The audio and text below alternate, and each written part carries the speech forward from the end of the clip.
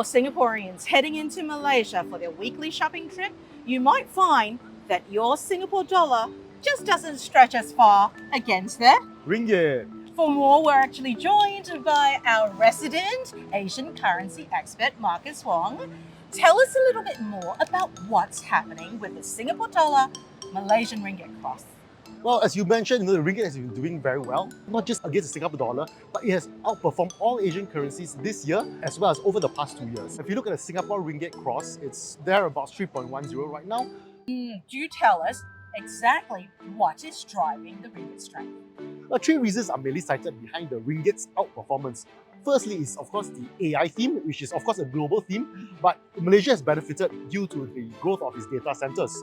Secondly is robust exports, and this is despite the 19% US tariffs on the economy. And last but not least is some investors see the ringgit as somewhat as a proxy play or beta to the Chinese yuan, which is also expected to rise this year. This is all great news for Malaysia, by the way, but for the Singaporean consumer that often goes over the border, across the border into Johor Bahru on the weekends to do their shopping, it's not great news, is it? Yes, it's one of the busiest border crossings in the world. There are over 300,000 people that cross the border daily. As a result of that, the Singaporeans and also Malaysians closely watch that exchange rate. Okay, putting into perspective for us out there, if I was to go into my weekly shopping trip in Johor Bahru this weekend, what's happening with my dollar to ringgit?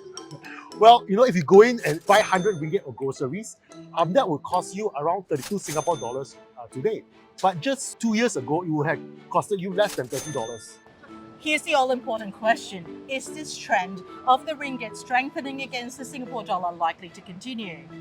Brilliant question, and I think it's a fair consensus among investors out there that ringgit will do well over the next few months and could possibly outperform most Asian peers in the next few months or so.